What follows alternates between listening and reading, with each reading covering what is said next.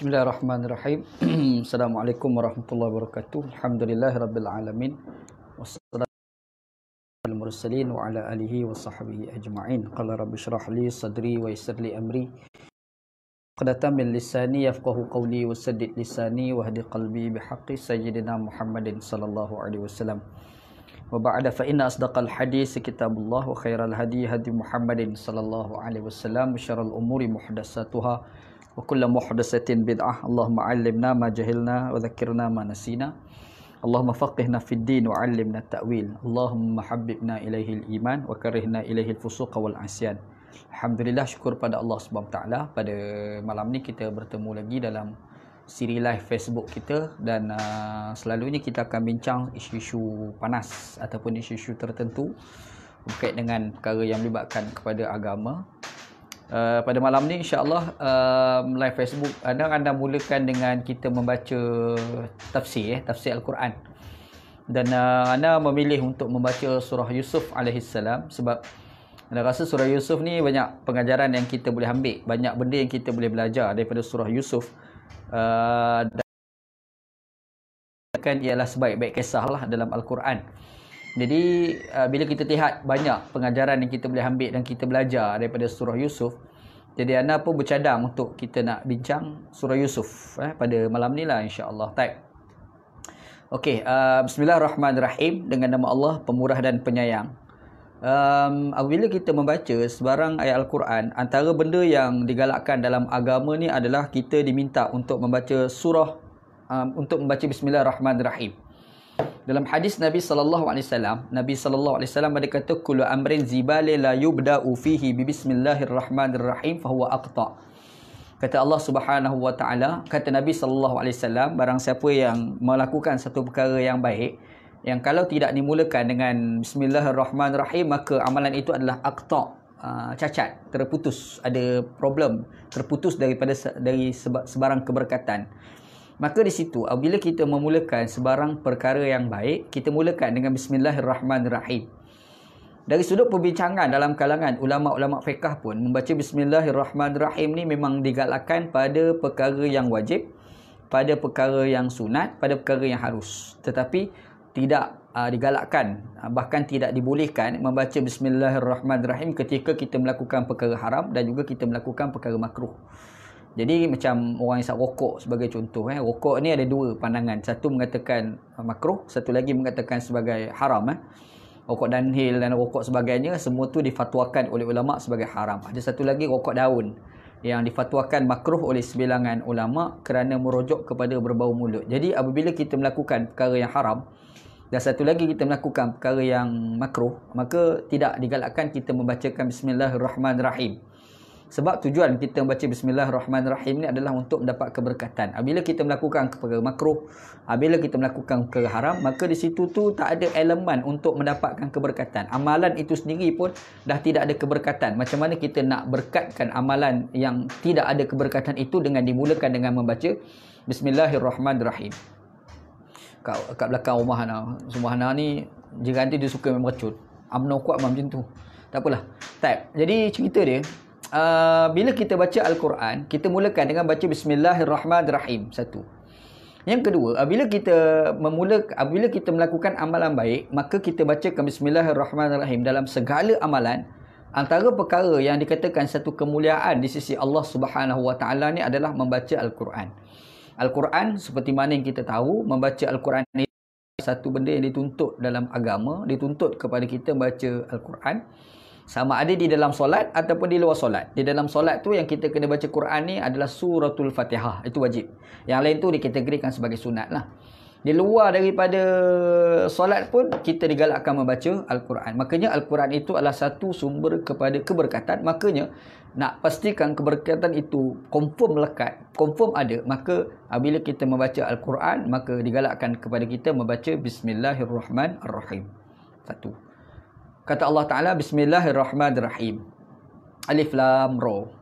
Tilka ayatul kitabil mubin. Inna anzalnahu Qur'anan Arabiyyan la'allakum ta'qilun. Kata Allah SWT. Alif Lam Ra. Itu adalah ayat-ayat kitab. Ayat-ayat Alkitab yang nyata. Itu terjemahan harfiah dia. itu adalah ayat-ayat kitab yang dalam braket dimaksudkan sebagai Al-Quran. Ia yang nyata dari Allah Subhanahu Wa Taala. Nanti kita akan tafsirkan satu persatu. Inna anzalnahu Qur'anan Arabiyan, sesungguhnya kami telah menurunkannya. Nya di sini ni ada berbagai tafsiran, antara tafsirannya adalah Al-Quran. Kami menurunkan kitab itu, jadi situ merujuk pada Al-Kitab. Qur'anan Arabiyan, Quran itu daripada kalimah qara'ah, makna baca. Quran adalah satu kitab Allah Subhanahu Wa Taala turunkan kepada kita yang kita kena baca. Arabiyan, dia berbahasa Arab. La'allakum ta'aqilun, mudah-mudahan kamu berakal, mudah-mudahan kamu menggunakan akal, mudah-mudahan akal kamu berfungsi untuk kamu memahami Al-Quran. Baik. Sebagai mukadimah, kita nak faham tentang ayat ni. Yang pertamanya, surah ni namanya surah Yusuf. Surah Yusuf ni dia diturunkan di Mekah. Ni surah Al-Makkiyah. Dia diturunkan Amul Huzun, ketika kesedihan Nabi sallallahu alaihi wasallam. Dalam tahun-tahun kesedihan Nabi sallallahu alaihi wasallam, tahun itulah surah Yusuf ni diturunkan kepada Nabi Muhammad sallallahu alaihi wasallam. Boleh dikatakan semua ayat yang ada dalam surah Yusuf tu diturunkan di Mekah kecuali ayat pertama, ayat kedua, ayat ketiga dan ayat ketujuh. Maksudnya ayat pertama, ayat kedua, ayat ketiga, ayat ketujuh. 4 ayat sahaja yang tidak diturunkan di Mekah. Yang selainnya dalam surah Yusuf, semua tu diturunkan di Mekah. Jadi 4 ayat ni diturunkan di Madinah. Kita kena ingat bila kita baca Quran, dia ada 2. Satu disebut Madaniyah, satu lagi disebut Makkiyah. Bila sebut Makkiyah, maknanya ayat itu diturunkan di Mekah. Satu lagi Madaniyah, ayat itu diturunkan ketika Nabi Muhammad SAW berada di Madinah. Baik. Jadi bila kita tengok ayat Al-Quran secara keseluruhannya dalam surah Yusuf ni, semua ayat kecuali 4 ayat diturunkan di Mekah dan 4 ayat sahaja diturunkan di Madinah. Ayat pertama, ayat kedua, ayat ketiga dan juga ayat yang ketujuh. Baik. Jadi bila kita sebut semua ayat tu diturunkan di Mekah, gambarannya ayat-ayat Al-Quran, ayat-ayat dalam surah Yusuf ni diturunkan ketika Nabi Muhammad SAW sedang berhadapan dengan tahun kesedihan. Kita kena baca balik kisah 5 tahun sebelum Nabi Muhammad SAW hijrah ke Madinah. 5 tahun maksudnya pada zaman kebangkitan Nabi Muhammad SAW sebagai Nabi. 5 tahun sebelum tu Nabi Muhammad SAW ni dia duduk di Mekah. Di situ tu ada berlaku beberapa kejadian yang melibatkan Nabi SAW. Antara yang berlaku pada 5 Hijriah itu adalah Isra' Mi'raj. Al-Isra' wal Mi'raj. Nabi Muhammad SAW berjumpa dengan Allah Subhanahu Wa Taala.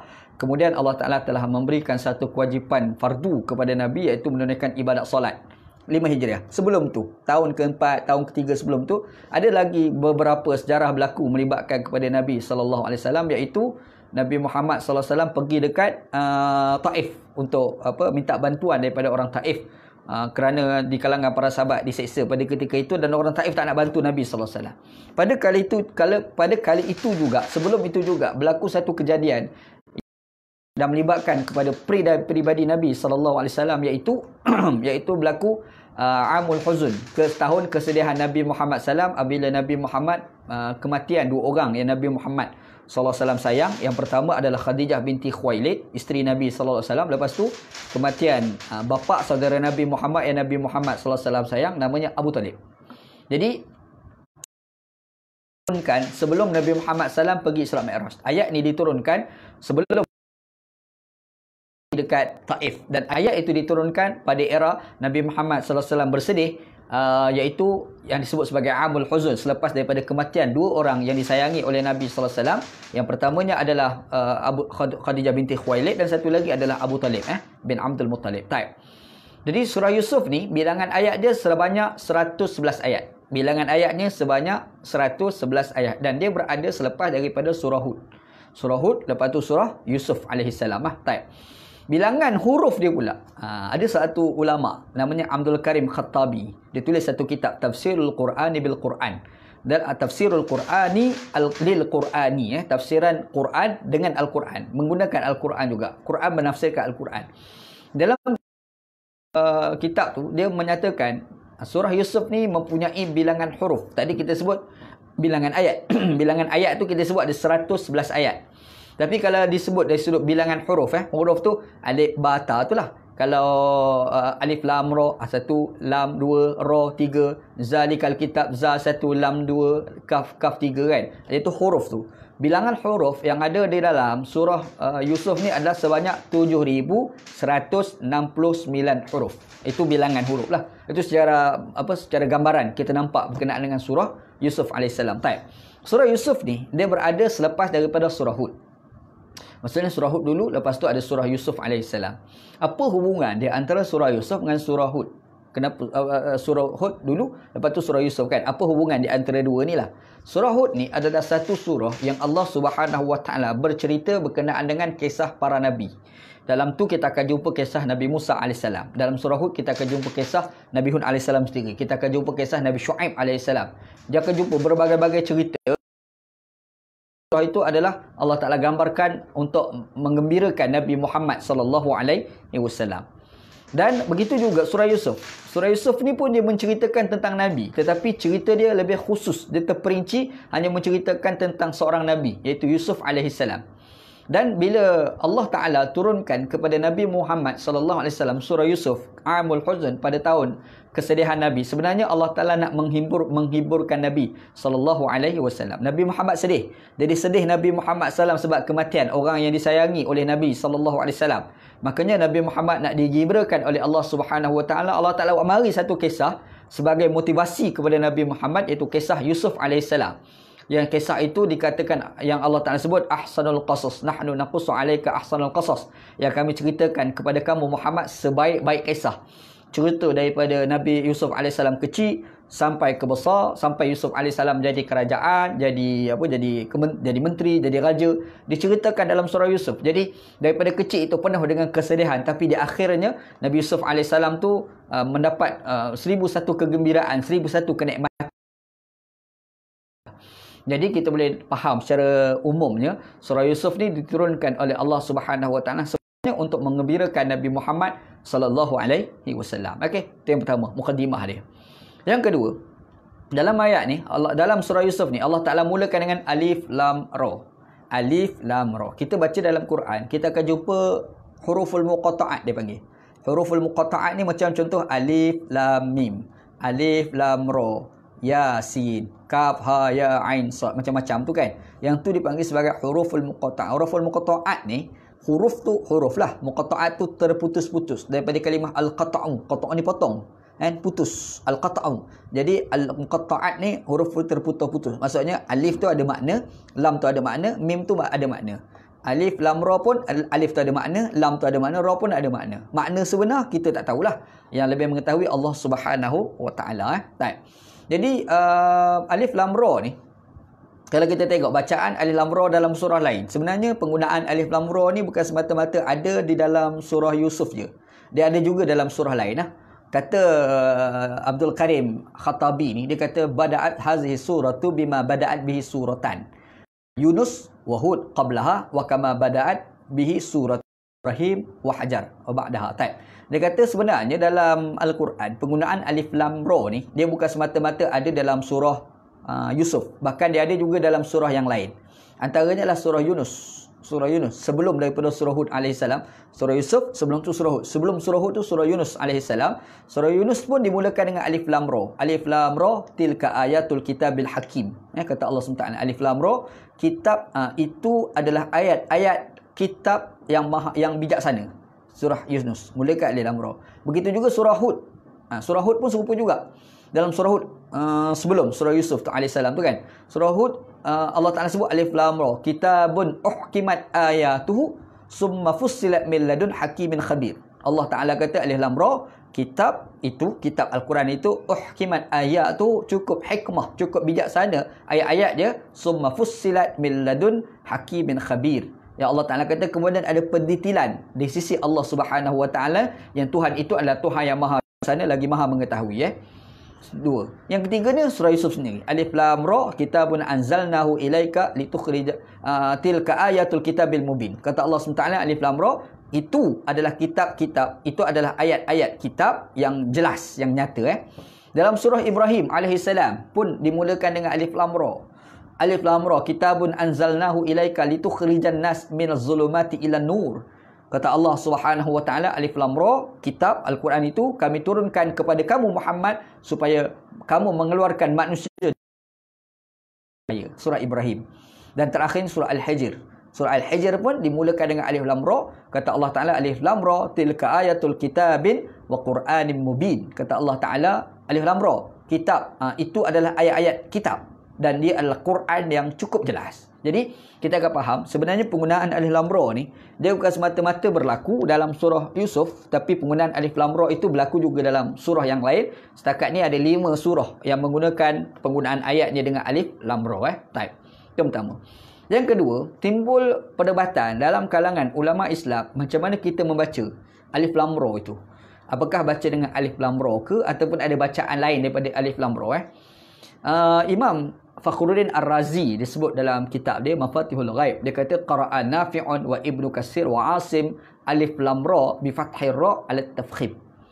Dalam qiraat Nafi', Ibnu Katsir dan Asim. Ni kebiasaan bagi kita lah. Kita pun baca macam ni juga. Iaitu kita baca alif lam ra, alif lam ra. Okey? Tapi ada bacaan yang kedua. Dia sebut sini wa qara'a Abu Amrin wa Hamzah wal Kisai wa Yahya an Abi Bakar bi kasri ra alal imalah. Ada bacaan yang kedua, dia baca dengan alif lam ra, tu yang biasa. Satu lagi alif lam re. Dia panggil imalah. Imalah ni kalau orang belajar ilmu tajwid dia ada 2. Satu dia panggil imalatul kubra, satu lagi dia panggil imalatus sughra. Imalatul kubra dibaca dengan leweh. Kita terjemah leweh lah kot, betul lah kot anda punya terjemahan. Macam contoh bismillahi majreha wa mursaha. Kalau kita tengok dalam mushaf tu ditulis majroha, tapi kalau orang yang belajar tajwid dia akan tahu baca majroha, dia akan baca bismillahi majreha wa mursaha. Majreha re tu dia panggil imalah. Tapi ada satu qiraat dia panggil qiraat warash. Qiraat warash ni kadang-kadang dia baca Quran dia banyak imalah. Dan imalah dia tu bukan imalatul kubra, dia nama imalatul sughra. Imalatul kubra ni memang bunyi clear. Bismillahi majreha wa mursaha. Majreha re asalnya majroha, tapi bila dibaca dengan imalah dia baca bismillahi majreha. Tapi ada satu lagi imalatul sughra, dia punya imalah tu tak sekuat macam imalatul kubra. Contoh macam yang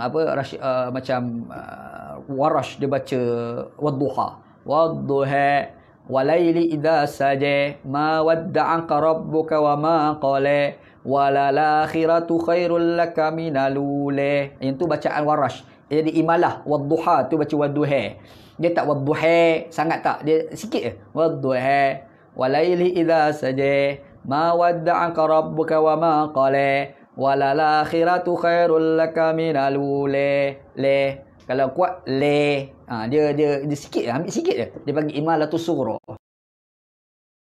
Sughra alif lam ra, satu bacaan. Ada satu qiraat dia tak baca alif lam ra, tapi dia baca alif lam re. Ada bacaan. Jadi kalau ada orang baca Quran dia baca alif lam re, sebenarnya kita jangan kata dia salah. Bacaan tu sebenarnya ada riwayat lah, dan bacaan itu muktabar dalam kalangan ulama-ulama tajwid begitu. Type. Cuma timbul perdebatan apa maksud alif lam ra tu ada sikitlah komentar dalam kalangan ulama-ulama tafsir. Antaranya dikomentarkan oleh Imam Fakhruddin Ar-Razi dalam kitab Mafatihul Ghaib. Dia kata ittafaqu ala anna qawlahu alif lam ra wahdah laisa ayat. Di sebenarnya alif lam ra ni adalah huruful muqatta'at, dia bukan ayat. Sebab kadang-kadang ada satu tu dia nampak satu kalimah tapi dia ayat. Contoh macam qi tu satu kalimah tu tapi dia ayat. Maksudnya hendaklah kamu jaga. Dia nampak satu huruf je qaf, tapi sebenarnya dia adalah ayat. Qi tu dia ada makna. Qi tu maknanya jagalah.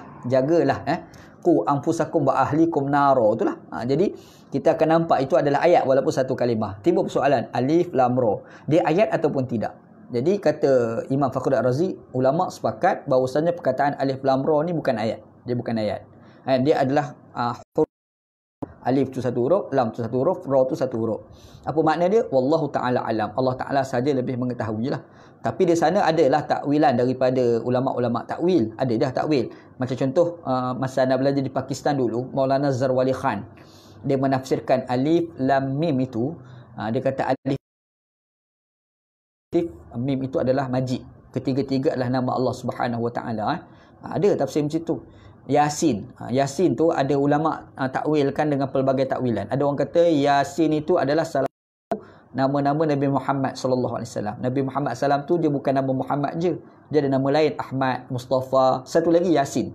Jadi ada ulama tafsir mengatakan yang dikatakan Yasin itu adalah salah satu nama-nama Nabi Muhammad sallallahu alaihi wasallam. Kitab Mafatihul Ghaib dan juga baca kitab tafsir At-Tabari. Dia disebutlah perbahasan yang kata Yasin itu maknanya salah satu nama Nabi Muhammad sallam. Tapi ada sebilangan ulama menafsirkan maknanya bukan nama Nabi Muhammad sallam. Kata Yasin ni adalah gabungan di antara dua yang disingkatkan, iaitu ya ayyuhal insan, wahai manusia. Dia macam kita orang Melayu ni, kita akan guna kalimah-kalimah muqatta'at. Huruful muqatta'at ni contoh kita sebut KL, Kuala Lumpur, KJ, Kelana Jaya. Kat mana lagi? Kita guna kalimah MB, Menteri Besar, CM, Chief Minister, apa lagi? PM, Perdana Menteri, Prime Minister. Jadi dia ada P dengan M tu, M dengan B tu kan. K dengan L tu. Jadi K tu ada makna, lam, L tu pun ada makna. Maka serupa juga alif lam mim. Ada pula macam contoh Yasin. Ada Yasin ni pula dia huruful muqatta'at juga, tapi dia gabung di antara, dia macam ada satu ayat yang yang cuba direngkaskan. Contoh macam ada misal contoh. Kalau kita tahu dekat Malaysia ni ada orang nama Pak Samad Said. Pak Samad Said ni dia pernah mengungkapkan satu penggunaan kalimah, iaitu carma. Carma ni adalah gabungan di antara cari makan. Carma, dua tu gabung jadi carma. Sebenarnya cari makan. Cari makan yang berbeza digabungkan carma. Sebenarnya benda macam tu pun ada perdebatan dalam ilmu tafsir. Maka di situlah orang cuba, ada ulama tafsir menafsirkan apa makna Yasin. Yang ada satu tafsirkan Yasin itu maknanya adalah salah satu nama-nama Nabi Muhammad sallallahu alaihi wasallam, dan ada lain yang menafsirkan Yasin itu adalah ya ayyuhal insan. Ada tafsir lagu tu lah. Jadi ini semua tafsiran daripada ulama. Hakikat sebenar pemaknaan dia Allah Subhanahu Wa Taala saja lebih mengetahui. Maka serupa juga bila kita sebut alif lam ra. Alif lam ra tu ada ulama cuba tafsirkan alif tu mana apa, lam itu ada mana apa, ra tu ada mana apa. Ada orang kata alif itu adalah Allah, lam itu adalah Latif, ra itu adalah Rahman ataupun Rahim. Jadi ada satu tafsiran. Tapi di sana ada ulama tafsir yang lain. Ada Ana quote dekat sini Ibnu Abbas kata. Ni nak tahu ni kena buka dalam kitab Mafatihul Ghaib Imam Fakhruddin Ar-Razi. Qala Ibnu Abbas alif lam ra ni, ataupun ada qiraat kedua baca alif lam ra ni. Alif lam ra ni maknahu anallahu ara. Anallahu ara. Dia kata gabungan di antara ana, Allah dan ara jadi alif lam ra. Ana Allahu ara. Aku ni sebagai Allah melihat, kata Allah Taala. Aku ni sebagai Allah melihat. Inni anallahu ara. Satu. Ada satu tafsiran.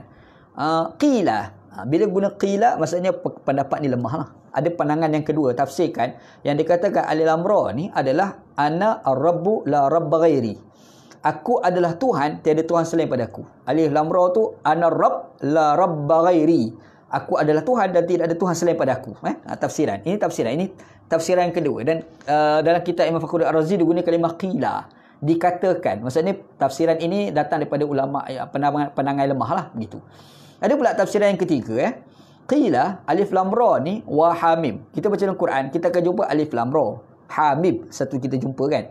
Dia kata dan hamim ni dalam surah Sajdah ayat yang pertama kan. Dan kita akan jumpa nun satu tu kan. Dia kata sebenarnya ni kata tafsiran yang ketiga ni pula yang dikatakan alif lam ra, hamim, nun ni salah satu daripada nama Allah Taala. Nama Allah SWT ni ada nama alif lam ra, ada nama hamim, ada nama nun, ada yang menafsirkan begitulah. Dan pandangan ini juga adalah pandangan yang lemah. Ini kata siapa ni? Dalam kitab Mafatihul Ghaib ditulis oleh Al-Imam Fakhruddin Ar-Razi. Okey. Imam Qurtubi pula dia komen. Imam Qurtubi kata qila alif lam ra ni ismu surah. Ada juga qila dan ikut qila lah, maksudnya pendapat ni lemah juga yang mengatakan sebenarnya alif lam ra ni nama surah tu sendiri. Ismu surah ai hazihi surah al-musammatu alif lam ra tilka ayatul kitabil mubin. Jadi nama surah ni surah alif lam ra. Ada juga. Kita kena ingat kadang-kadang ada satu ayat Quran, satu surah Quran nama ni macam-macam. Contoh nama Al-Fatihah. Al-Fatihah ni dia bukan nama Al-Fatihah aja, ada nama lain. Al-Fatihah, ada nama As-Sab'u Masani, dia ada nama surah Asy-Syifa, dia ada surah apa ni? Asy-Syifa, Alif Lam Ra, Sab'u Masani, macam-macam lah nama bagi surah Al-Fatihah.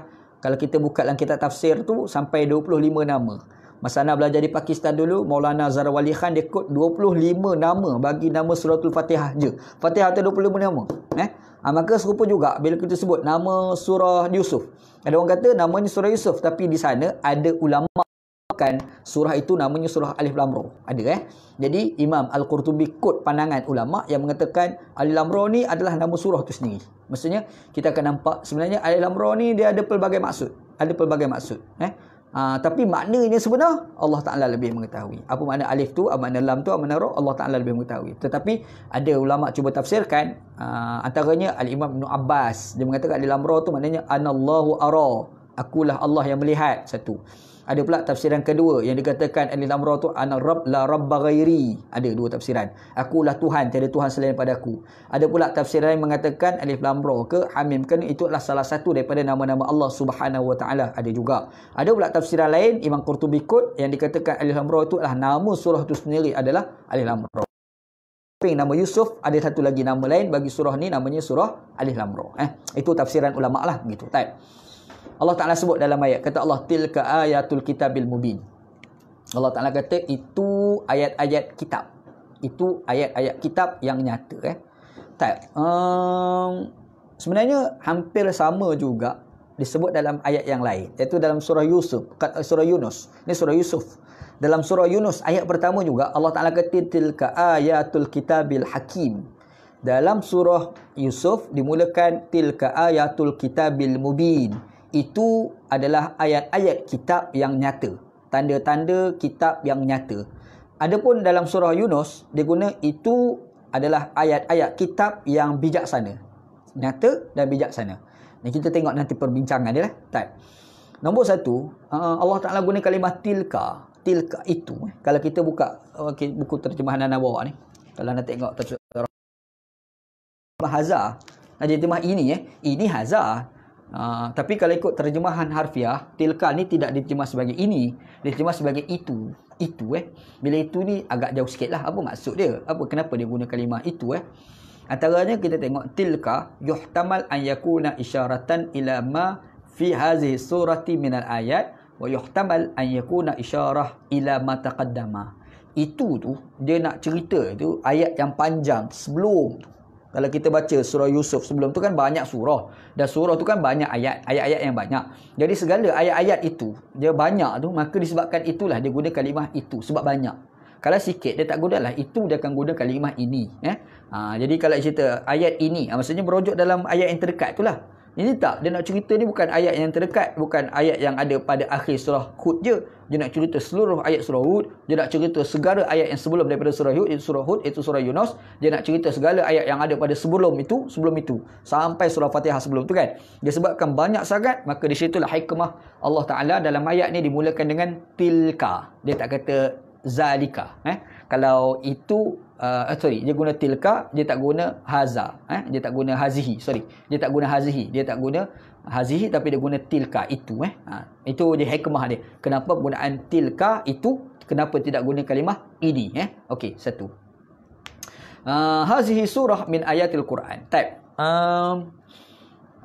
Satu. Kenapa dia guna itu? Yang kedua, Allah Ta'ala kata ayatul kitabil mubin. Ayat ni kita faham kalimah ayat ni adalah ayat, susunan kata. Itu ayat. Itu salah satu pemaknaan bagi ayat. Ayat ni susunan kata. Kita ambil contoh kita susun ayat. Saya sedang berjalan. Saya tu satu kalimah. Sedang dua kalimah. Berjalan tiga kalimah. Jadi tiga kalimah tu kita gabung sekali, dia panggil ayat. Itu kita punya pemahaman terhadap makna kalimah ayat. Tapi sebenarnya ayat ni dalam bahasa Arab, dia bukan semata-mata makna itu. Macam kita faham susunan kata. Bukan semata-mata pemaknaan susunan kata itu saja ayat. Bahkan di sana ayat ini ada makna yang lain. Ayat ni secara mudahnya diterjemahkan sebagai tanda. Sebarang tanda, maka ia dipanggil sebagai ayat. Bila sebut ayat, tanda ni, dia bukan semestinya susunan kata. Susunan kata pun salah satu tanda. Sebab tujuan tanda ni untuk kita nak memaklumkan maklumat kepada seseorang yang lain, kepada orang yang lain. Contoh macam orang tentera. Tentera ni apabila dia memberi isyarat, maklumat ilmu kepada kawan-kawan dia yang dalam peperangan itu, dia ada isyarat-isyarat tertentu. Itu dipanggil sebagai ayat. Kalau dia buat isyarat tangan macam tu maksudnya kalau berdiri tu kena tunduk. Kalau dia buat isyarat tangan angkat macam tu maknanya kena berhenti kan. Apa lagi? Kalau dia buat isyarat macam ni, apa maksud dia? Ada masalah macam ni. Jadi semua tu mempunyai makna. Yang ni dia panggil ayat belaka. Yang tanda semua tu itu mempunyai makna dan itu adalah ayat. Jadi kita kena faham bila sebut ayat ni, kita jangan terimajinasi hanya susunan kata.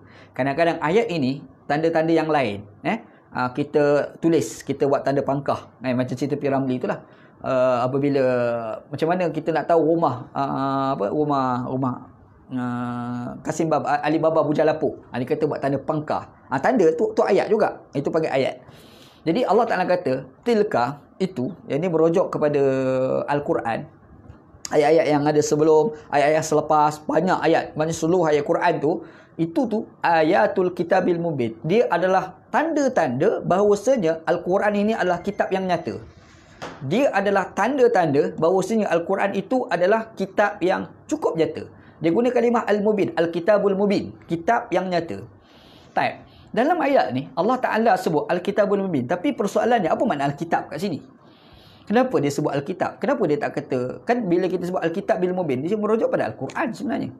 Jadi tilka ayatul kitabil mubin, itu adalah tanda-tanda yang nyata.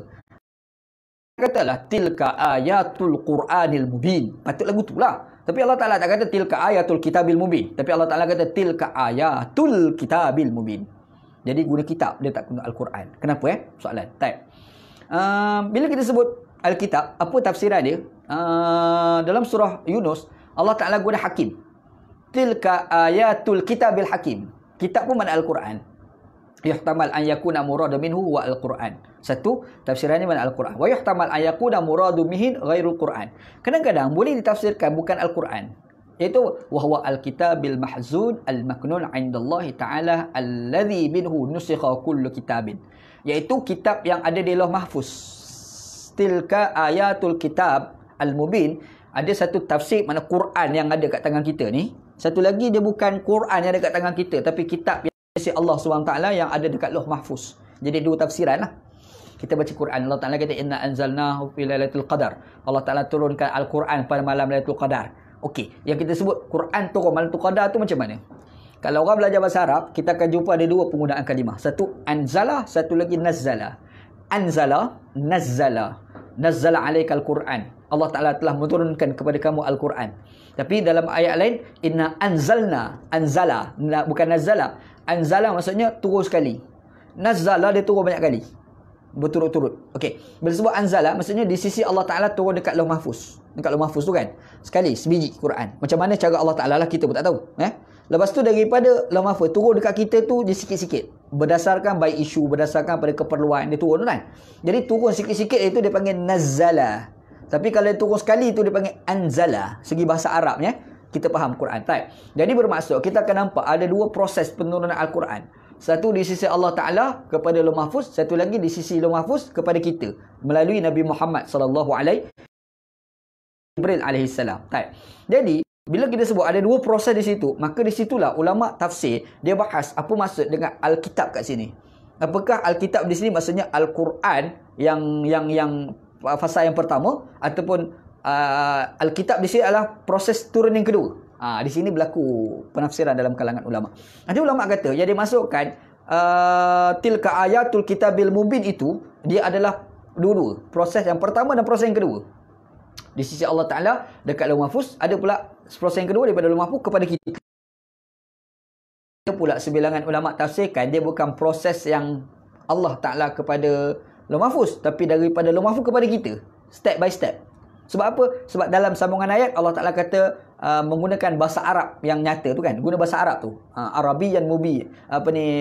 Menggunakan bahasa Arab. Nanti kita akan bahas ayat tu kan. Jadi bila sebut bahasa Arab, di situ timbul daripada Lauh Mahfuz kepada Nabi Muhammad sallallahu alaihi wasallam. Sebab di sisi Allah Ta'ala bukan cakap Arab. Bahasa ni dia permulaan. Dan sifat kalamullah tu qadim. Dia rentas bahasa. Bahasa ni ada permulaan. Bahasa Arab tu ada permulaan. Di sisi Allah Subhanahu Wa Taala tu dia rentas daripada bahasa. Maka di situ tu ada ulama tafsirkan yang dikatakan tilka ayatul mubin itu Quran yang mana? Dia adalah Quran dalam proses yang kedua, iaitu di sisi Lauh Mahfuz kepada Nabi Muhammad sallallahu alaihi wasallam yang digunakan dalam bahasa Arab. Tu tafsiran begitu. Baik. Okey. Tapi penggunaan dia adalah kitab. Tapi dan pemaknaan bagi Alkitab itu adalah Al-Quran. Apa dalilnya? Sebab bila kita baca dalam Quran, penggunaan kitabul mubin, dia ada kitab dan al-mubin. Al-mubin tu maksudnya nyata. Dan sebenarnya penggunaan nyata itu juga dibandingkan juga dengan beberapa ayat tapi dikaitkan dengan Al-Quran. Contoh, kita baca dalam surah Yasin ayat 69. Allah Taala kata, "Wa ma 'allamnahu syi'ra wa ma yanbaghi lah wa Qur'anun mubin." Allah Ta'ala kata dalam Quran, dan tidaklah kami mengajar kepada Nabi Muhammad itu syair. Kami tak ajar syair pada Nabi Muhammad SAW. Wa ma yanbaghilah. Benda tu bukan patut pun untuk Nabi. Apa barang, bukan standard Nabi lah bersyair. Nabi Muhammad SAW ni turun wahyu daripada Allah Ta'ala. Jadi wa ma yanbaghilah. Itu biasa sangat lah. Kenapa kita nak sandarkan Nabi Muhammad sebagai pensyair? Nabi Muhammad bukan pensyair. Quran yang dibaca oleh Nabi Muhammad tu bukan syair. Itu wahyu daripada Allah Subhanahu Wa Ta'ala. Tapi Allah Ta'ala sebut, in huwa illa zikrun wa Qur'anun mubin. Tidaklah ia, apa yang diungkapkan oleh Nabi Muhammad, illa kecuali zikrun, zikir. Dia merupakan satu peringatan. Zikir, peringatan. Mubin, wa Qur'anun mubin. Dan Al-Quran yang nyata. Dia guna kalimah Al-Quran kat situ. Quran yang nyata. Tiba-tiba kita baca ayat ni, Allah Subhanahu Wa Ta'ala kata, tilka ayatul kitabil mubin. Tilka ayatul kitabil mubin. Jadi Alkitab di sini merujuk kepada Al-Quran, bukan makna lain. Takut-takut orang kita tafsir, takut Alkitab di sini merujuk pada Taurat, mana tahu. Takut-takut tafsir atau Alkitab ni merujuk pada Injil, mana tahu. Jadi kita kata tak, tafsiran Alkitab di sini bukan merujuk pada Taurat, bukan merujuk pada Injil, bukan merujuk pada kitab-kitab yang lain, tapi Alkitab di sini merujuk kepada Al-Quran. Sebab apa? Sebab kita bandingkan dengan surah Yasin ayat 60, ayat 69. Baik. Cuma bangkit pula satu persoalan. Kenapa Allah Subhanahu Wa Ta'ala sebut Alkitab? Sebutlah Quran. Clear, jelas. Tilka ayatul Qur'anil mubin. Kan senang. Tapi kenapa Allah Ta'ala guna Alkitab? Baik. Yang ni orang panggil ada balaghah. Dalam bahasa, kalau kita belajar ilmu Al-Quran, antara benda kita kena ingat, Quran ni sastra dia tinggi. Bila sastra dia tinggi, kita kalau nak belajar sastra Al-Quran, dia kena belajar satu ilmu, dia panggil balaghah. Antara balaghah ni sastra. Kita dalam Melayu pun ada sastra Melayu. Bila kita bercakap tu, kita akan guna bahasa-bahasa yang indah untuk kita menggambarkan cantiknya bahasa itu, dan bahasa itu punya pemaknaan yang cukup indah dan punya pemaknaan yang cukup mendalam. Contohlah, kita kadang-kadang kita bercakap dengan kawan kita, kita kata aku melihat 1000 bintang. Padahal bintang dekat langit tu bukan 1000, berjuta-juta bintang kat langit tu, tapi kita sebut aku melihat 1000 bintang. Kenapa dia guna kalimah 1000 bintang? Itulah keindahan bahasa. Masa kita bercakap, orang bila dengar, fahamnya banyak, bukan 1000 bintang tu secara literal, bukan. Jadi antara benda yang diajar dalam Quran adalah sindir. Banyak kadang menyindir. Contoh Allah Ta'ala sebut, wabashirhum bi'adzabin alim. Allah Ta'ala kata, berilah khabar gembira kepada orang munafik itu dengan azab yang pedih. Bila sebut azab yang pedih, sepatutnya Allah Ta'ala tak kata wabashirhum, bukan khabar gembira. Tapi Allah Ta'ala gunakan khabar gembira kepada orang-orang munafik itu dengan azab yang pedih. Lah, kita kata azab yang pedih patut khabar ketakutan lah, bukan khabar gembira. Tapi kenapa Allah Ta'ala guna kalimah khabar gembira? Sebab Allah Ta'ala menyindir kepada orang munafik. Allah Ta'ala nak sindir situ. Maka serupa juga dalam ayat ni. Allah Ta'ala kata tilka ayatul kitabil mubin. Itu adalah ayat kitab yang nyata. Lah, kita kata makna Alkitab kat sini kan merujuk pada Al-Quran. Sebutlah Al-Quran, tilka ayatul Qur'anil mubin. Kan senang. Tak, disebut Alkitab. Sebab ayat ni dia ada kaitan dengan orang munafik, dengan orang Yahudi sebenarnya. Kita kena tengok asbabun nuzul ayat ni. Kita tengok asbabun nuzul ayat. Asal turun ayat ni sebenarnya, anda tengok dalam kitab, banyak kitab yang rujuk. Yang pertama dalam kitab Mafathul Ghaib, Imam Fakhruddin Ar-Razi. Satu lagi tak Zadul Masir, ditulis oleh Imam Ibn Qayyim Al-Jauziyah. Okey, kita quote apa yang disebut oleh Imam Mafathul Ghaib dulu. Kitab Fakhruddin Ar-Razi, kitab Mafathul Ghaib. Dia kata ruya anna ulama al-yahud qalu lil qubara'il musyrikin. Asal cerita dia adalah orang-orang Yahudi ni, ulama-ulama Yahudi. ulama Yahudi. Jadi Yahudi tu ada tok guru dia. Dipanggil sebagai ulamaul Yahudi. Ingat kalimah ulama ni dia bukan merujuk pada Islam je. Sebab tu dalam kitab Mafatihul Ghaib dia guna kalimah ulamaul Yahud. Maksudnya ada ulama di kalangan Yahudi. Orang Yahudi yang berilmu dalam kitab dia dipanggil juga sebagai ulama. Jadi diriwayatkan sesungguhnya ulama-ulama Yahudi ni qalu, mereka berkata lil qubara'il musyrikin, kepada pembesar-pembesar musyrik. Pembesar musyrik orang musyrik yang kaya-kaya, yang bangsawan. Lepas tu orang Yahudi dia pergi cakap dengan orang musyrik. Dia kata apa? Salu Muhammadan lima intaqala alu Yaqub min Syam. Kata korang ni pergi Muhammad sallallahu alaihi wasallam. Kenapa Nabi Yaqub alaihi salam dengan keturunan ni berpindah daripada Syam, Syria sekarang. Dia bukan Syam ni bukan Syria je. Syria, Palestin, Jordan. Semua kawasan dia Syam belaka lah tu. Jadi kenapa berpindah daripada Syam pergi ke Mesir? Pergi tanyalah. Ni kata itu Yahudi kepada orang-orang musyrik. Pergi tanya Muhammad tu, pergi tanya. Dia kat lagu tu. Dan tanya juga wa an kaifiyati qissati Yusuf. Pergi tanya juga dekat Muhammad tu kisah Nabi Yusuf alaihissalam tu macam mana? Kisah Nabi Yusuf. Fa anzalallahu ta'ala hadhil ayah. Lalu Allah Taala pun turun ayat ni. Ni surah apa? Surah Yusuf alaihissalam. Zakara fiha annahu ta'ala 'abbara an hadhil qissah bi alfazil arabiyyah. Allah Taala pun nyatakan kisah berkenaan dengan Yusuf alaihissalam ni dalam bahasa Arab. Dalam bahasa Arab. Kenapa? Sebab dia nak sindir kepada kandungan yang ada di dalam kitab Taurat yang dalam bahasa Ibrani. Taurat dulu bahasa Ibrani, dia bukan bahasa Arab. Jadi Allah Ta'ala ni, dia bila sebut tilka ayatul kitabil mubin, bila sebut Alkitab tu, jadi orang Yahudi akan tertarik, dia akan menarik perhatian, attract orang Yahudi. Dia tarik orang Yahudi tu untuk attention orang Yahudi tu. Yahudi nak tahu, kenapa dia guna kalimah Alkitab? Dia sebut Alkitab, mungkin kitab kami kot, Taurat. Allah Ta'ala pun jawab, mengatakan tak, sebenarnya bukan Taurat, sebenarnya Al-Quran. Sebab apa? Allah Ta'ala sebut sambungan ayat yang kedua, Allah Ta'ala kata inna anzalnahu Qur'anan Arabiyan. Kami turunkan dalam Al-Quran bahasa Arab.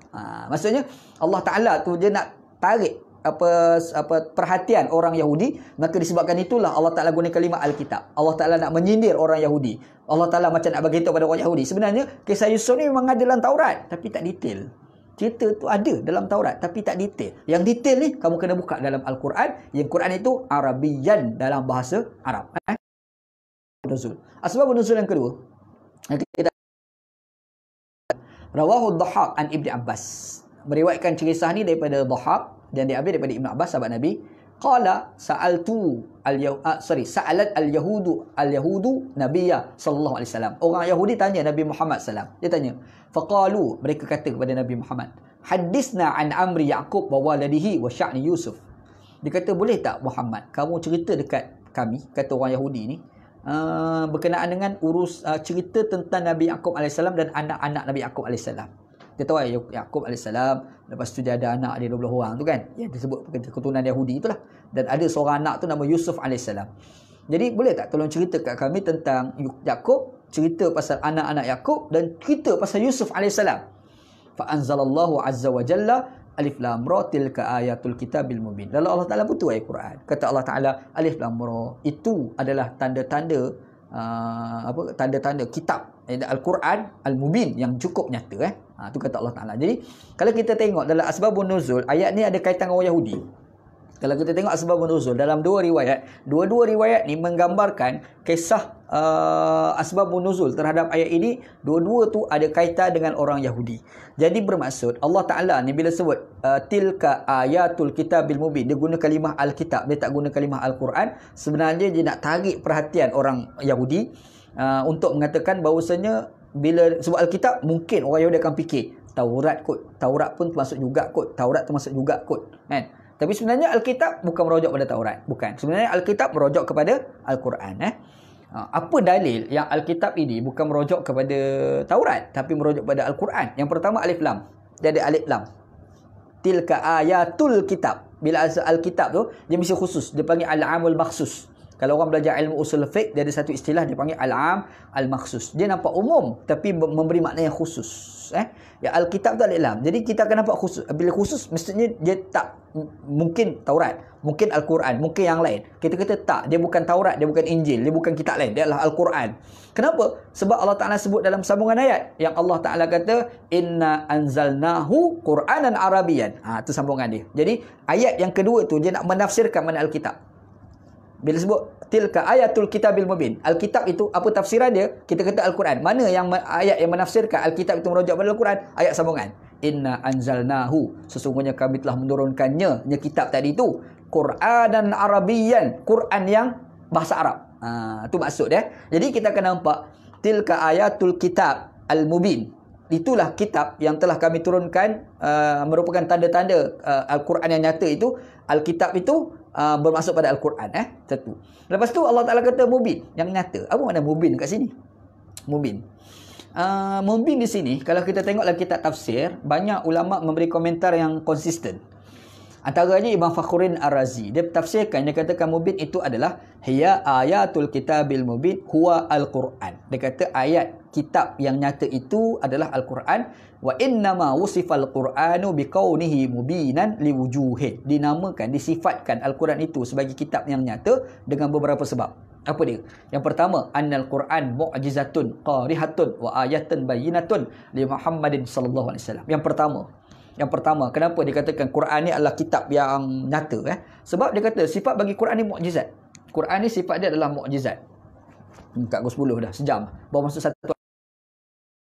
Okey, satunya Quran tu sifat dia mukjizat. Mukjizat ni maksudnya dia berjaya melemahkan musuh dia. Antara mukjizat Al-Quran ni adalah bahasa dia tu sendiri. Kalau orang yang memahami sastra Al-Quran, kita akan faham bahawasanya syair memang tak boleh lawan Al-Quran. Dan memang pernah berlaku cabaran daripada Quran terhadap orang-orang yang menuduh Quran itu sebagai syair. Muhammad ni syair. Innahu syair. Nabi Muhammad ni syair. Quran kata laisa bi syair. Muhammad itu bukan syair. Bukan. Mengapa mereka boleh tuduh Nabi Muhammad syair? Sebab Quran itu, ucapan dia tu nampak macam syair, tapi sebenarnya lebih hebat daripada syair. Maka disebabkan itu Allah Ta'ala nak gambarkan bahawasanya Quran itu bukan syair. Allah Ta'ala turunkan ayat Quran cabar. Wa in kuntum fi raibin mimma nazalna ala abdina fa'tu bi suratin min mislih. Allah Ta'ala sebut, kalau kamu ragu bahawa ia datang daripada Muhammad SAW, datangkan satu surah serupa dengan Al-Quran.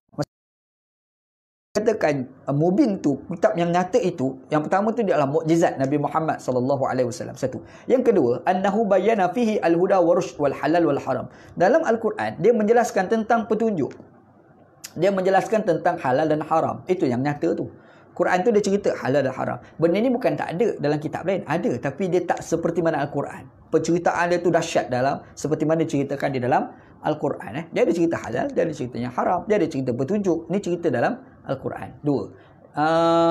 Lepas tu yang ketiga, annahu buyyinat fihi qisasul awwalin wa syurihat fihi ahwalul mutaqaddimin. Lebihnya Al-Quran ni pula, yang ketiganya, yang dikatakan mubin itu, kata Imam Fakhruddin Ar-Razi, dia menjelaskan kisah-kisah orang sebelum ni. Kita baca dalam Quran, dia bukan cerita kisah yang berlaku pada zaman Nabi Muhammad je. Dia cerita juga kisah Nabi-Nabi lain. Dia cerita pasal Nabi Yusuf, dia cerita pasal Nabi Muhammad, Nabi Musa, dia cerita pasal Nabi Ibrahim, ada cerita Nabi Adam. Cerita Nabi-Nabi itu diceritakan di dalam Al-Quran. Wa syurihat fihi ahwalul mutaqaddimin. Quran juga dia menceritakan tentang keadaan orang-orang yang sebelum Nabi Muhammad sallallahu alaihi wasallam, walaupun tidak melibatkan pada Nabi. Contoh Iskandar Zulkarnain. Ada cerita dalam Quran. Itu cerita orang dulu. Pasal Quran bukannya Nabi kan. Khidir alaihissalam, yang ada ulama khilaf apakah Khidir itu Nabi ataupun tidak. Sebab ada ulama mengatakan Khidir alaihissalam bukan Nabi. Sebab tu mengatakan Khidir itu sebagai Nabi itu khilaf. Sebab apa? Sebab bila sebut Nabi, dia mesti ada umat. Nabi Muhammad ada umat, Nabi Musa ada umat, Nabi apa? Nabi semua ada. Nabi Adam ada umat. Umat dia anak dia sendiri. Tapi Nabi Khidir tak ada umat. Maka bila tak ada umat, macam mana kita nak kata dia sebagai Nabi? Ada tafsir lagu itulah. Ada orang kata macam tu.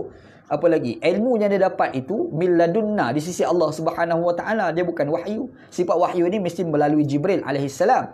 Tiba-tiba Khidir dapat ilmu bukan Jibril tu. Dia melalui ilmu laduni dipanggil kan. Sebab itu ada ulama tafsirkan yang Khidir itu bukan Nabi. Dia dikatakan sebagai wali Allah. Orang yang dekat dengan Allah, orang soleh yang dekat dengan Allah Subhanahu Wa Taala. Cuma penangan yang paling kuat mengatakan bahawasanya Khidir sana ada ulama mengatakan Khidir alaihissalam bukan Nabi. Perdebatan tu panjang lah. Jadi kalaulah kita ambil pandangan yang mengatakan dia bukan Nabi, maksudnya Quran itu menceritakan juga orang sebelum Nabi Muhammad yang dia bukan Nabi.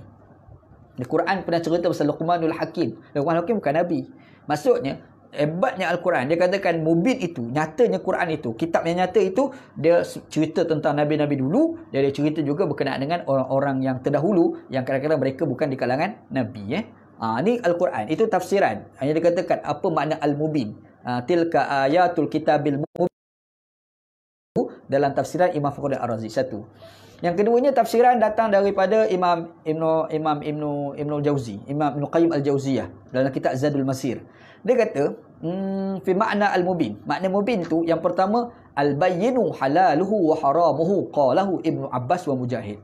Dia kata yang dikatakan mubin itu adalah penjelasan yang nyata berkenaan dengan halal dan haram.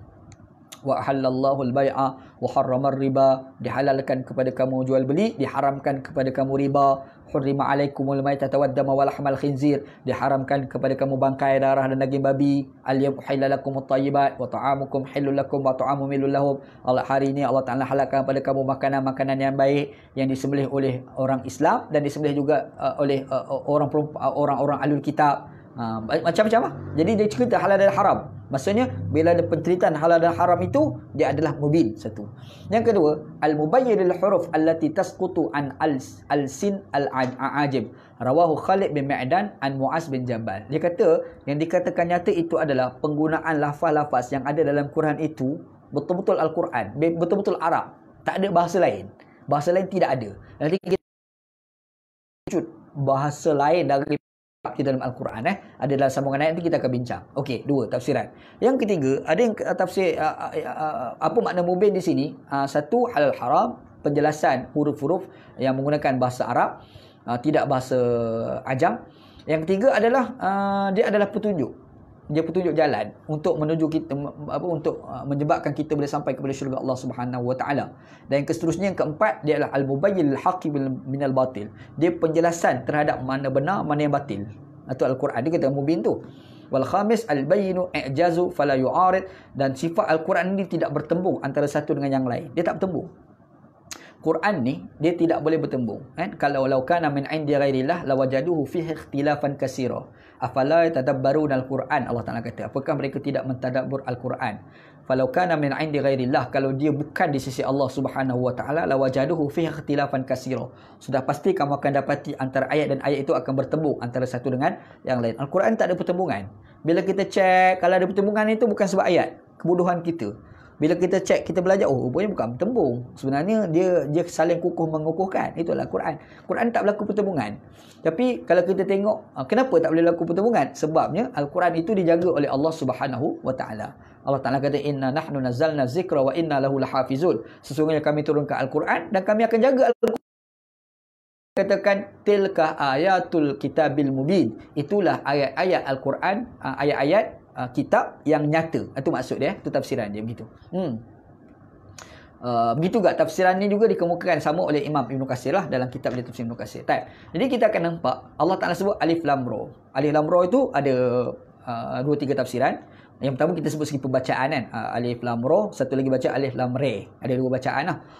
Nak baca alif lam ra pun boleh, nak baca alif lam re pun boleh. Re tu dia panggil imalah, sughra. Baik. Lepas tu alif lam ra tu ada ulama tafsirkan alif tu makna Allah, lam itu makna latif, ra itu maknanya rahman ataupun rahim. Ada pula ulama tafsirkan dia katakan alif lam ra tu adalah anallahu ara, akulah Allah yang melihat. Satu. Ada pula tafsir lain kata ana rabb la rabba ghairi, aku adalah Tuhan yang tidak ada Tuhan selain padaku.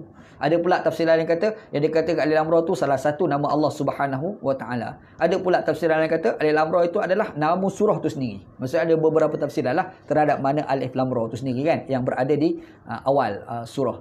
Lepas tu Allah Taala sebut tilka ayatul kitabil mubin. Itu. Kita kenapa guna itu? Kita dah sebut sebab itu tu dia bukan nak cerita mengakui kandungan Quran yang ayat sebelum yang ada pada ayat itu, mungkin ayat terakhir dalam surah Hud, iaitu sebelum surah Yusuf alaihissalam tu kan. Dia nak cerita segala ayat-ayat yang ada sebelum daripada surah Yusuf. Maksudnya sampai daripada Fatihah tu, daripada sini sampai surah An-Nas tu kan. Maka semua itu adalah ayat-ayat Dia adalah tanda-tanda. Maka disebabkan dia nak merujuk pada semua, dia guna kalimah itu. Dia tak gunakan kalimah ini. Lepas tu dia kata ayat. Kita sebut ayat di sini dia bukan merujuk pada susunan kata je. Susunan kata tu salah satu pemaknaan.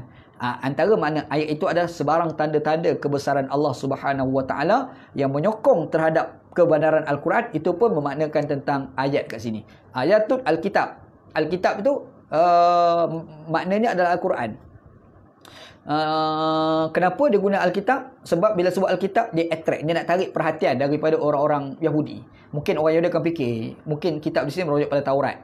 Kita kata tak, sebenarnya Alkitab ni bukan Taurat, dia merujuk pada Al-Quran. Lepas tu kenapa gunakan nama Alkitab? Dia nak tarik perhatian orang Yahudi. Sebab tu guna Alkitab. Kalau dia kata tilka ayatul Quran, jadi orang Yahudi tak ambil pot adalah Quran. Tak ambil pot.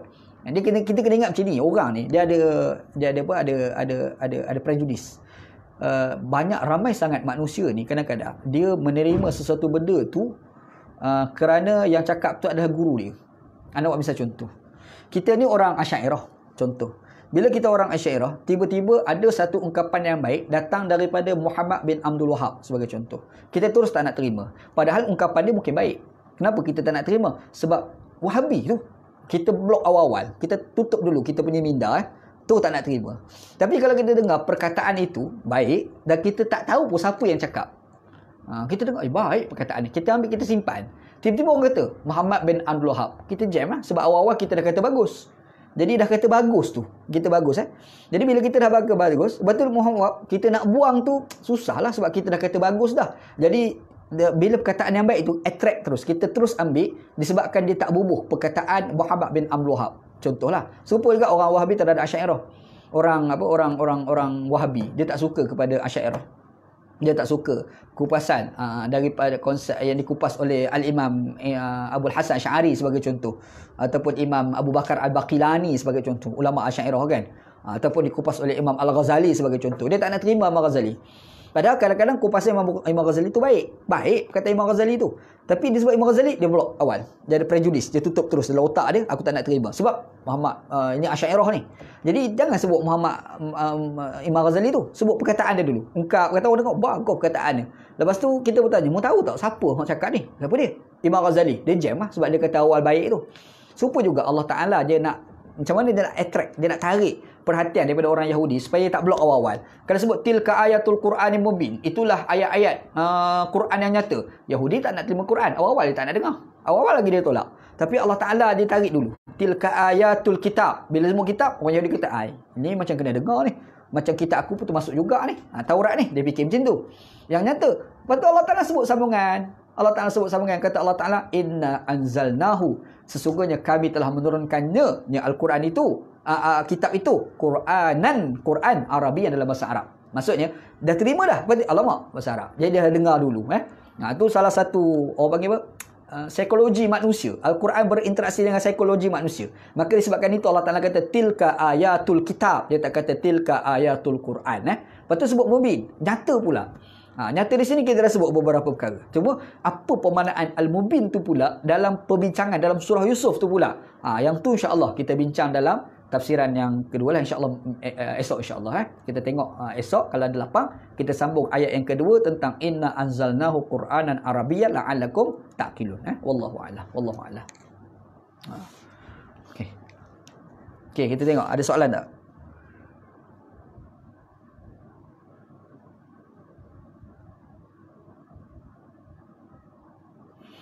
Okey, bismillahirrahmanirrahim.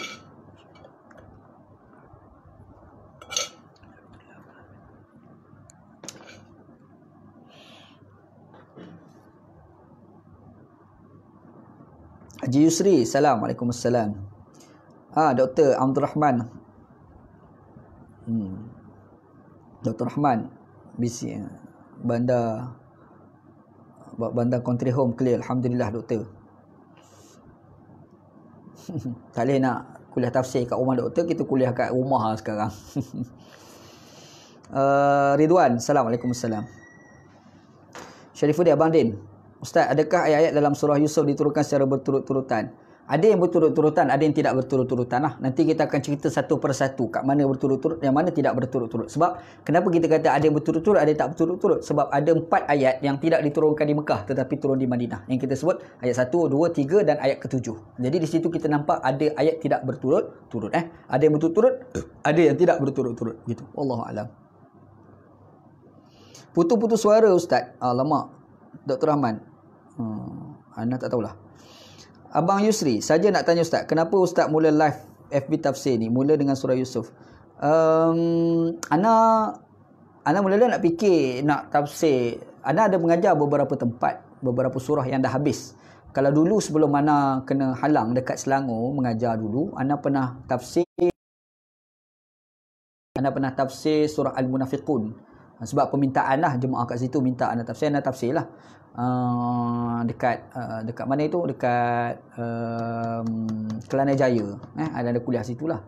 Lepas tu Ana ada masa Ana mula-mula balik Mesir tahun 2004, Ana mengajar tafsir dekat satu surau di Seri Damansara, nama surah Al-Azhar nama dia. Surau tu Ana mengajar surah Al-Baqarah, tafsir surah Al-Baqarah. Alhamdulillah habis surah Al-Baqarah sebiji tu Ana mengajar, tapi lama Ana mengajar 7 tahun. Seminggu sekali, tiap-tiap hari Selasa Ana mengajar kat situ, baca. Nak habis satu surah Baqarah tu 2 juzuk setengah, tak masuk 3 juzuk tu kan. 7 tahun baru khatam. Tapi bila masuk surah Al-Imran tu, ada bergaduh politik pada masa tu. Masa tu timbul isu UG, Unity Government. Jadi antara yang mengajar kat situ ni menantu tu jadi Ustaz Zahrudin Muhammad tu. Jadi dia adalah kes orang PAS kat situ. Masa tu Ana masih PAS lagi.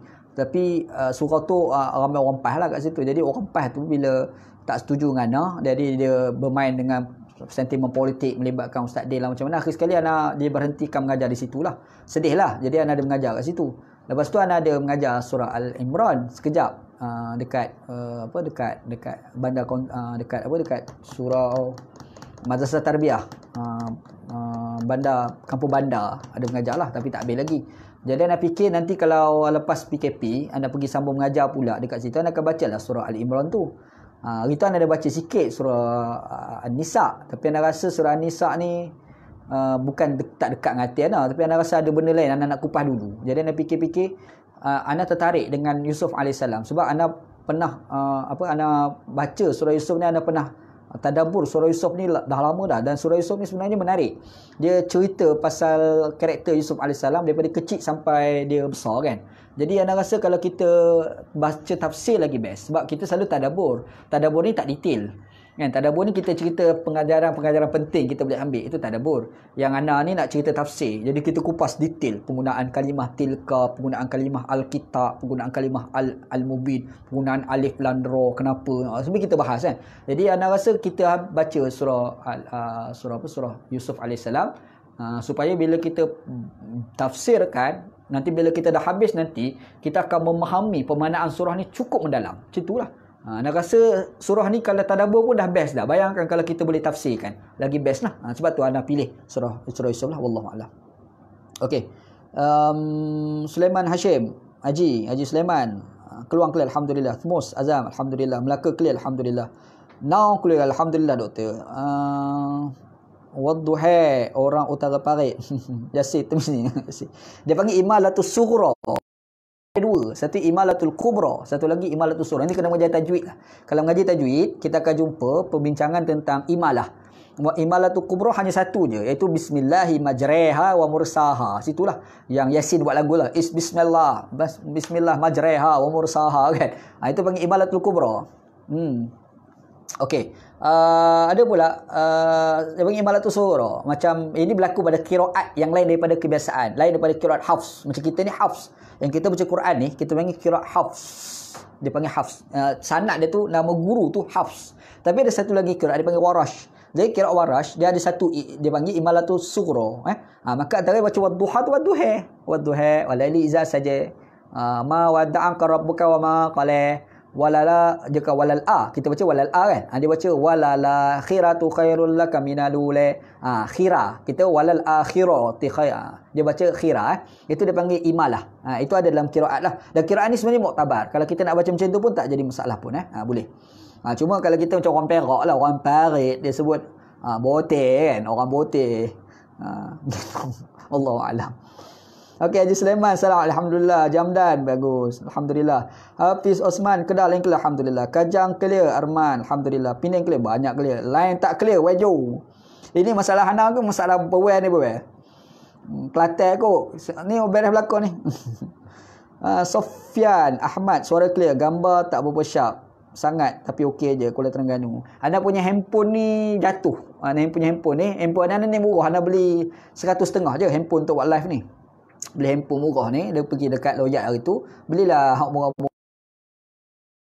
Anak main gambar tu jadi tak over clear tu. Handphone dah lah murah, jatuh pula. Tu jadi masalah tu kan. Harap-harap tak jadi masalah lepas ni. Bid Haris, salam, alhamdulillah. Alhamdulillah. Syekh, Abang Yusri, 45 minit masih ayat kedua. Ustaz ngaji tafsir dulu berapa lama nak habis? Anda ngaji tafsir dulu surah Al-Fatihah tu 3 kali 3 kuliah bukan. Dia ni anda buat jadual kuliah ngaji tafsir dulu. Surah Fatihah ni cerita Fatihah je. Start lepas subuh. Start ngaji Maulana baca tafsir. Dia berhenti dia berhenti pukul 8. Lepas tu sarapan pagi. Lepas sarapan pagi tu dia sambung pula dalam pukul 9.30. Lepas tu terus baca tafsir sampai Zuhur. Zuhur ke? Sekejap. Bukan. Dia berhenti sebelum Zuhur. Sebab masa tu kita ada tidur tengah hari. Dalam pukul 12 macam tu lah. Tak ingat lupa. Pukul 12.30 tu berhenti. Lepas tu kita tidur pagi. Lepas tu kita tidur. Lepas tu kita makan. Lepas tu kita sambung pula Zuhur. Zuhur Pakistan lah. Dalam pukul 2 macam tu. Lepas tu, lepas Zuhur tu, kita sambung pula tafsir sampai Asar. Bila sampai Asar tu, berhenti. Lepas tu kita main bola lah. Budak-budak main bola, minum teh, lepak dengan kawan. Sampai Maghrib. Kita mandi, lepas tu sembahyang Maghrib, lepas tu sambung tafsir. Berhenti pukul 11 malam. Berhenti tu 11 malam sembahyang. Ngaji tafsir. Yang tu sehari tu, satu surah Fatihah je. Maulana Nasyarah, satu surah Fatihah. Boleh bayang berapa kali kuliah tu, berapa jam tu. Satu surah je. Sebab itu, kalau mengaji cara ulama' dia bandi, memang dia detail, dia bahas detail. Yang anak cerita ni macam style tu guru sana lah. Dia bahas kalimah, kenapa penggunaan, macam tu lah. Lebih kurang. Lepas tu lama.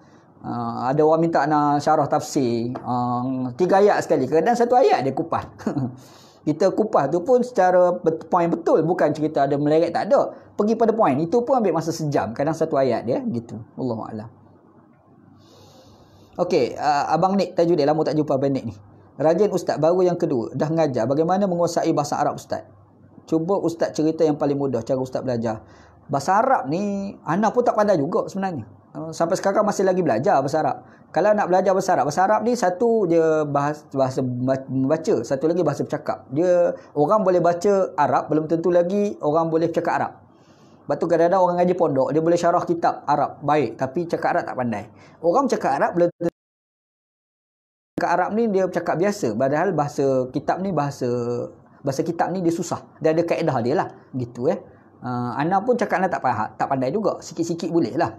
Sebab mengaji pun kitab Arab dan Ana pun lebih selesa membaca bacaan Arab. Sebab tu Ana suka baca terus pada kitab Arab Kalau nak belajar bahasa Arab, nak cadang mengaji dengan kawan Ana, Ustaz Masran Arsyad namanya. Ustaz Masran Arsyad. Tu kawan Ana, dia mengajar bahasa Arab mudah. Dia boleh mengajar ikut Telegram. Kalau nak nombor, cakapkan lah. Ana boleh bagi nombor dia. Cakap ke dia. Ana boleh bagi tahu lah ke dia kalau ada nak belajar dengan dia lah. Dia buat grup, nanti dia akan mengajar bahasa Arab mudah. Bila-bila masa lapang, kita boleh terus bagi tahu. Saya lapang, saya nak mengaji bahasa Arab. Boleh lah. Cakap ke dia. Gitu. Kalau nak mengaji lah. Wallahualam.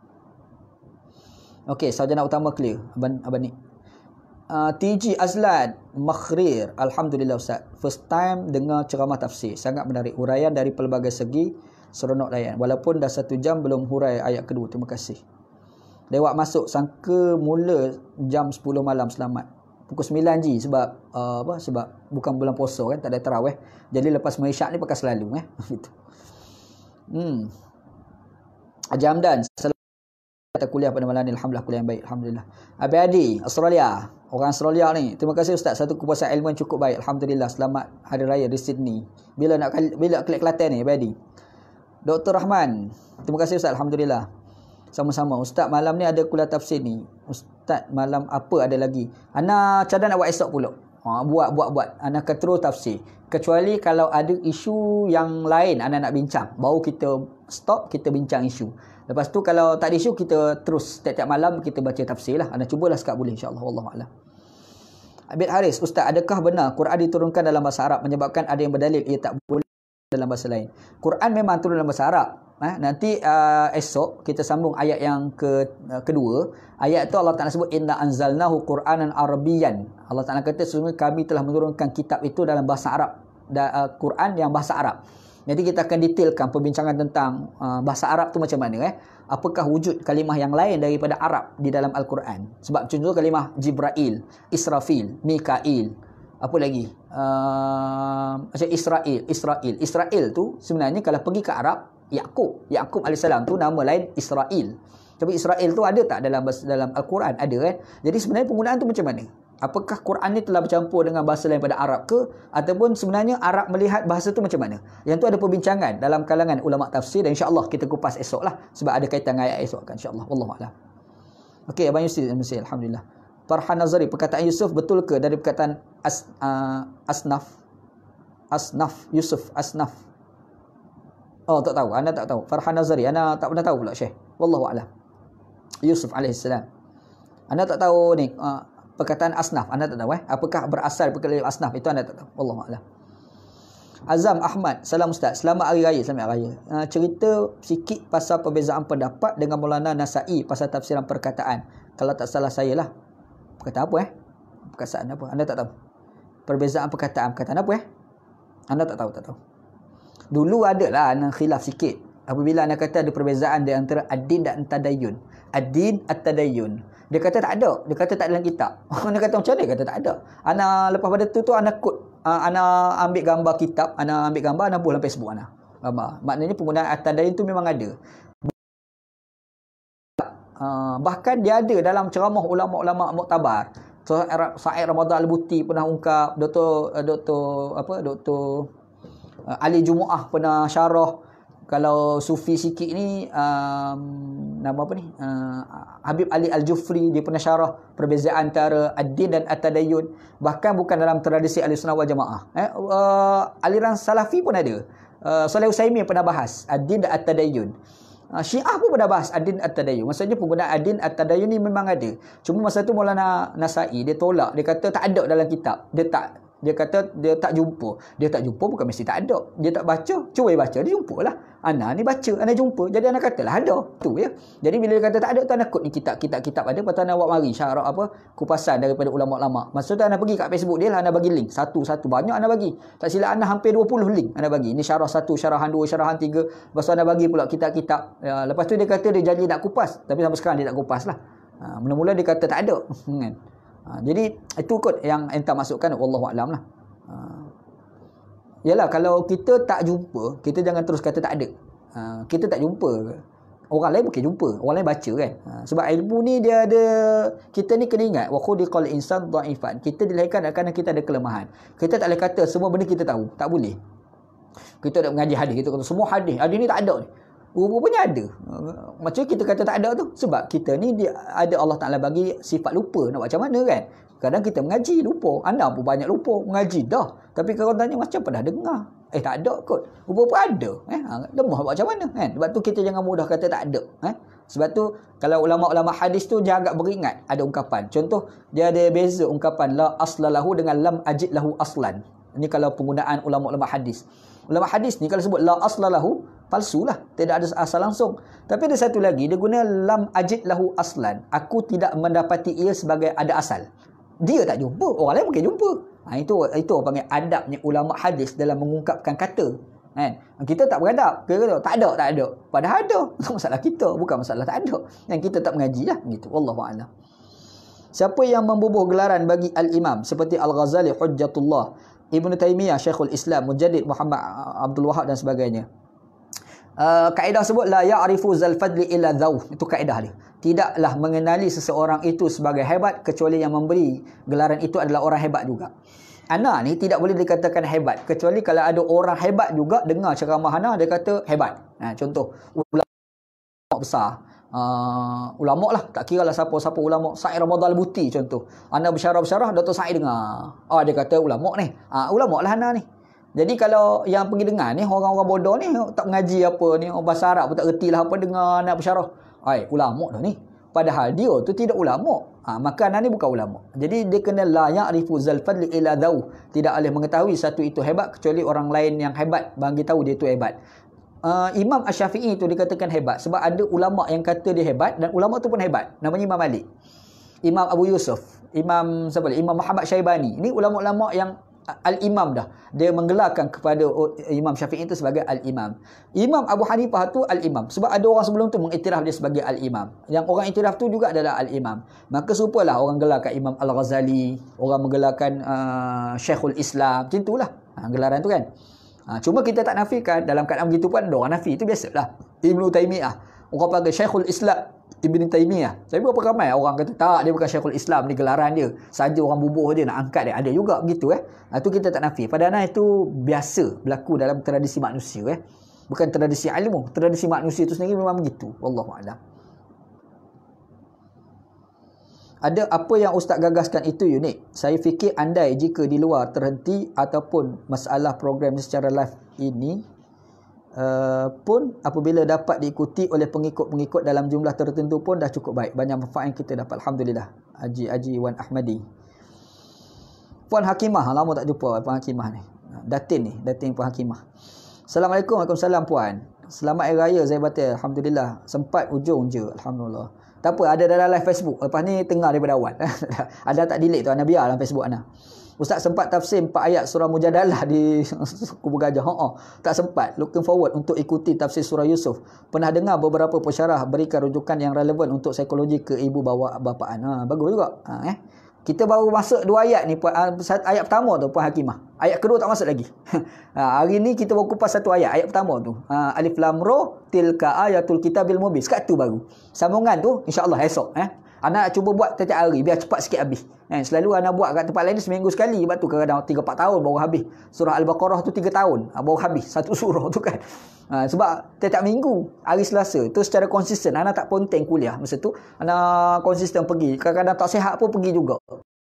Nak sungguhlah nak habiskan. Itu seminggu sekali. Tapi kalau kita buat tiap-tiap hari mungkin lagi cepatlah kita boleh khatam Anak nak cubalah nak buat gitu insya-Allah. Wallahu a'lam.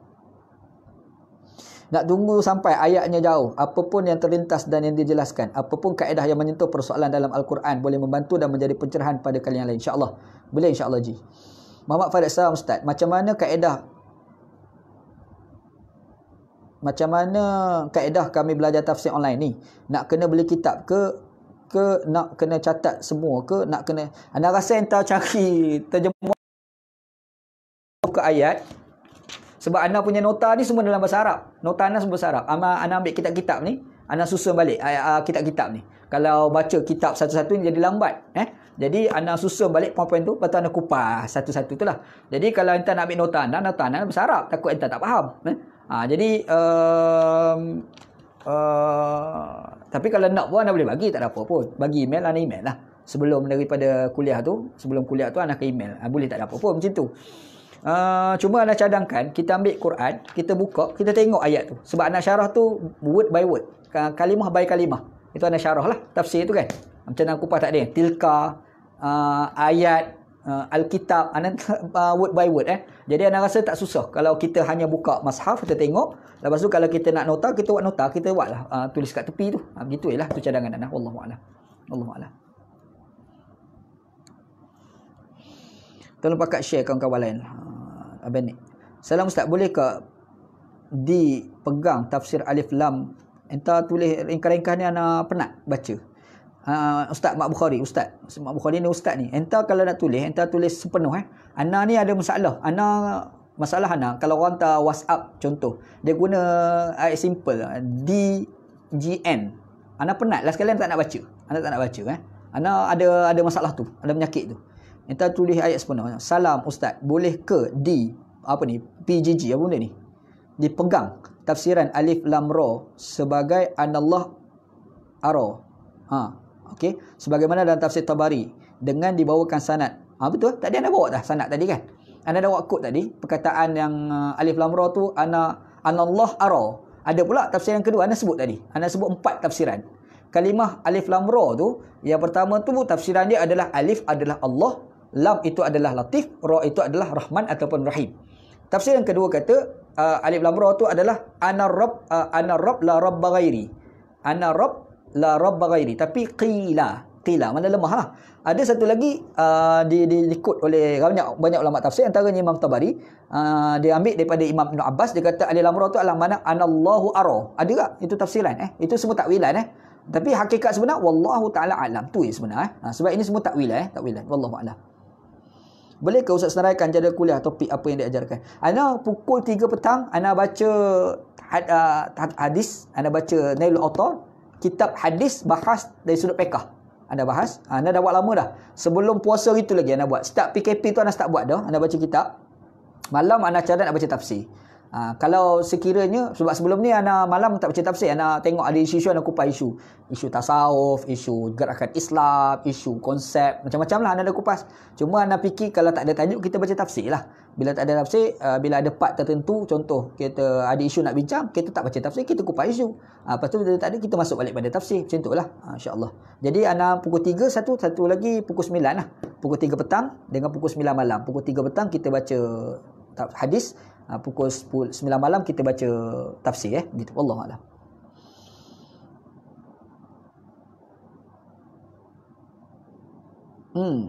Ustaz, tadi saya silap. Saya sebut Yusuf dari Khalifah Asaf. Maksudnya sedih. Waktu Nabi SAW. Tak, Wallahualam. Wallahualam. Ana tak pernah baca tafsiran macam ni. Ana pun masa belajar dulu pun tak pernah dengar tafsiran yang kata macam ni lah. Cuma entah bagi maklumat macam ni, ana rasa macam menarik pula. Jadi untuk tarikan untuk ana lah. Mana tahu depan ni ana jumpa. Jadi kalau ana jumpa tu kira entah punya maklumat ni membantu ana pula lah. Itu Wallahualam.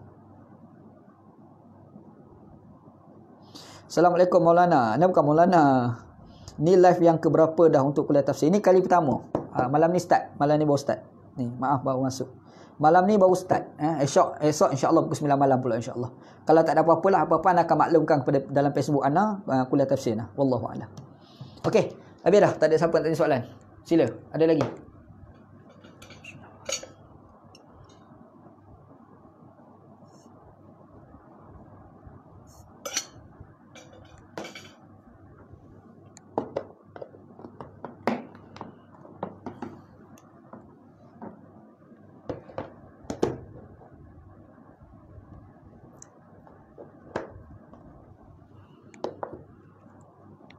Ustaz, adakah tafsir Quran ni hanya dari sudut bahasa Arab? Ada tak tafsiran dari sudut lain? Contohnya dari sudut sains. Dan kalau tak silap, Ustaz Musa tafsirkan dari sudut ekonomi. Dia tafsir Quran ni. Kalau kita baca Tafsirul Mizan. Tafsir Mizan ni ditulis oleh, tapi ulama Syiah lah tulis. Namanya Syed Hussein Tabatabai. Dia kata dalam setiap satu ayat Al-Quran ada sampai 14,000 tafsiran. Satu ayat.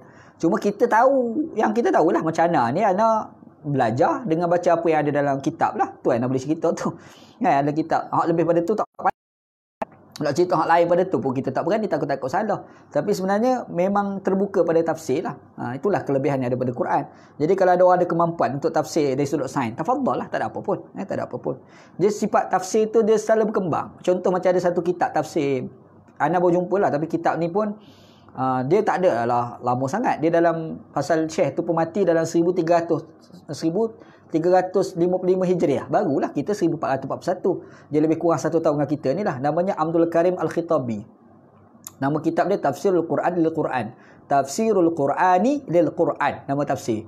Anda baca best gila kita ni. Best gila. Dia tafsir ayat dan ayat. Dan baik kalimah dan kalimah. Kalimah dan kalimah tu dia ambil gabung. Kalimah dalam Quran, kalimah yang sama. Macam mana kita nak faham? Anda rasa best gila. Anda baca best. Menarik lah.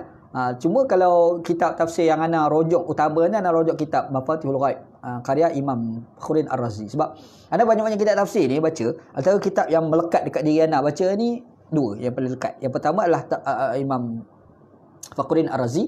Yang satu lagi tu kitab At-Tahrir wa Tanwir, Imam Syekh Tahir Ibn Ashur. Itu antara kitab tafsir yang best lah anda baca. Hak lain tu baca juga, tapi sebagai penambahan ni, tapi kalau ada orang boleh buat tafsir sudut sains pula, tafadhal, tak ada apa pun. Sains tak mengaji sains. Jadi nak kupas takut salah pula. Sebab sains ni, terminologi tu dia ada definisi. Definisi ni kena mengaji. Ana pula tak mengaji. Sebab tu tak berani nak tafsir. Gitu. Wallahu a'lam. Ustaz lari jap Ustaz. Surah Al-Baqarah ayat 2 dimulakan dengan lafaz zalikal kitab, bukan zalika, menunjuk ba'id, jauh. Sedangkan Quran itu dekat yang kita sedang baca. Ana pernah tulis sebelum ni tafsir daripada Allahyarham Tok Guru Ni Aziz. Tok Ni Aziz dia tafsirkan zalik tu, dia guna itu, dia tak kata ini kerana merujuk kepada tamadun Quran, tidak ragu nak banding dengan tamadun yang ada pada Rom dan Farsi. Jadi bila nak ceritanya jauh punya baiknya Quran berbanding dengan tamadun Rom Parsi tu, maka dia guna zalik. Satu, tafsiran Tok Guru Ni Aziz. Yang kedua, tafsiran dari kitab-kitab tafsir. Imam Fakhruddin Ar-Razi pun tak tafsir kitab tu sebab dia nak sindir orang Yahudi, orang Nasrani. Taurat Injil tu ada keraguan apabila ada penyelewengan yang telah berlaku dalam Taurat dan Injil. Allah Ta'ala sebut Quran lah. Fawailul lil ladzina yaktubuna al-kitaba bi'aydihim hadza min indillah la yashtaru bihi samanan qalila. Celakalah orang yang telah tulis kitab dengan tangan mereka daripada Allah Subhanahu wa taala. Jadi kitab tu ada penyelewengan. Jadi bila Allah Taala kata zalikal kitab, kitab itu, dia guna al-kitab. Maksudnya dia nak sindir orang Yahudi dan orang Nasrani. Yang anda sebut balaghah tadi kan, sastra dia kan. Dia nak sindir segi psikologi, dia nak tarik orang Yahudi dan orang Nasrani ni supaya ambil perhatian, nak gambarkan Quran tak ada keraguan. Sedangkan kitab kamu banyak keraguan dan perbezaan korang dengan kami ni jauh, maka dia guna zalikal kitab. Itu ada tafsiran lah gitu. Wallahu a'lam. Banyak serius Ustaz baca, best gila kitab tu. Kalau saya baca boleh gila. Wallahu a'lam. Okey, ada lagi tak?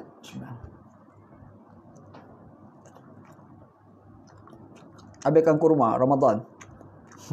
Kurma Ramadan tak habis, kita kena habiskan. Tidak membazir.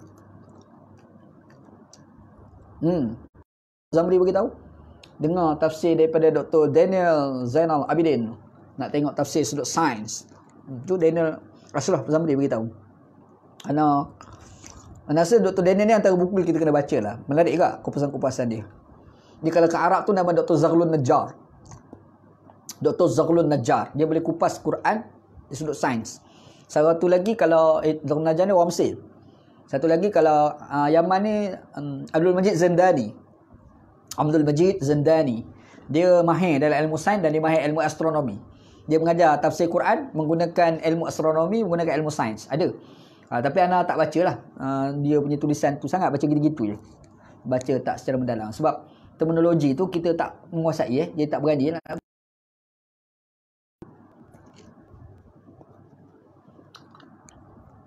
Ada lagi?